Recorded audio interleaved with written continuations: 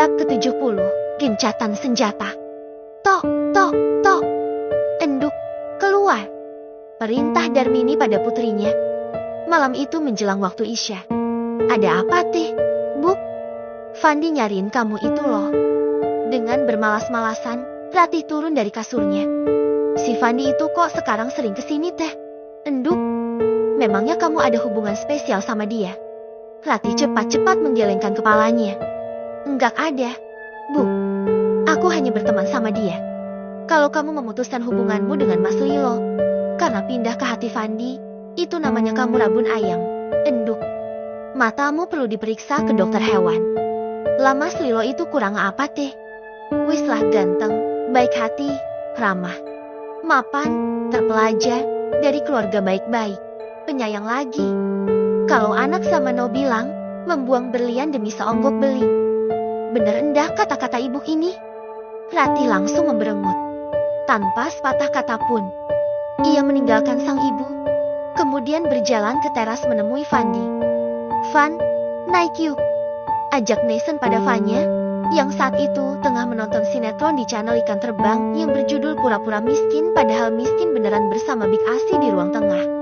Memangnya kamu lupa jalan menuju kamarmu? Nathan langsung cemberut. Nonton TV-nya di kamar, kita aja yuk. Ogah, aku masih menyatakan perang sama kamu. Dasar tukang ngadu. Pokoknya mulai malam ini kamu resmi diembargo. Tak ada jatah mendesah-desah selama seminggu ke depan. Warungnya tutup total. Bangkrut. Stok apem dan susu cap nona habis. Jawab Vanya dengan sengit. Big Asi yang menyimak pembicaraan Nathan dan Vanya hanya senyum-senyum sambil ngelus dada. Dadanya sendiri loh. Bukan dadanya duda keren sebelah rumah. Aku kan gak bermaksud mengadu. Van, masa bodoh? Aku harus melakukan apa dong? Biar kamu gak marah lagi. Ku beliin martabak 10 loyang. Mau? Gak usah. Aku udah kenyang. Tadi abis ngemil batako crispy sama Big Asi. Mendengar jawaban Vanya yang ketus, bahu Nathan langsung meluruh. Ia pun menaiki tangga dengan langkah gontai. Jangan kejam sama suami, Van. Entar kamu kena azab loh. Jadi orang itu jangan suka kriwikan dari grojogan. Kriwikan dari grojogan artinya merangkak-rangkak dulu, mendesah-desah kemudian ya. Big Asi langsung menjewer telinga Vanya.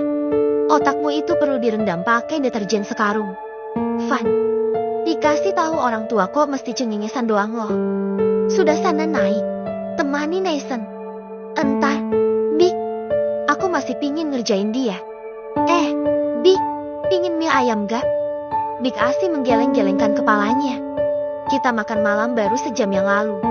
Vanya, itu perut apa karet sih sebenarnya? TPS, Big. Jawab Vanya sambil nyengir. Mau gak? Big, maulah. Barang gratis pantang ditolak. Van, Romla sama Juminten ditawari sekalian.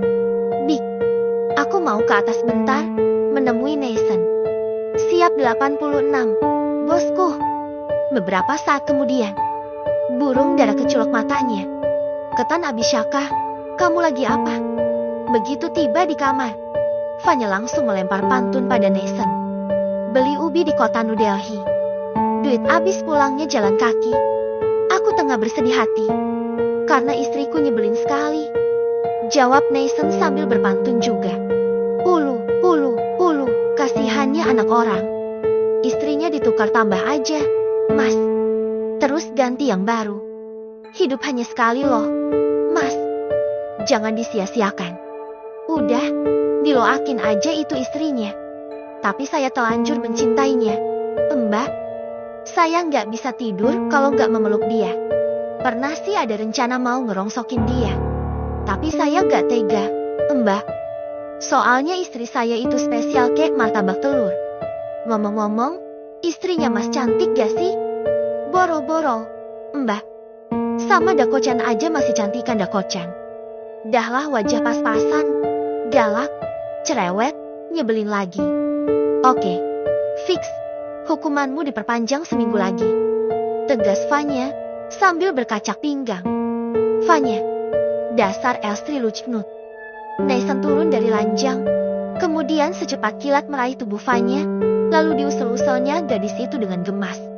Kamu pingin dimaafin gak? Nak, ucap Fanya, setelah Nathan puas ngusel-ngusel dia. Iya dong. Malam ini pokoknya aku gak mau rugi. Dasar otak VOC. Tolong beliin mie ayam 5 porsi, ya, nah. Abis itu cariin monopoli, sama ular tangga. Monopoli sama ular tangga buat apa? Van? Buat ngisi kegabutan di toko lah. Kemarin aku ngilangin gabut dengan bersikir. Karyawan toko mendadak kepanasan semua. Temannya demit semua ternyata. Nah, gak rugi deh aku gaul sama mereka.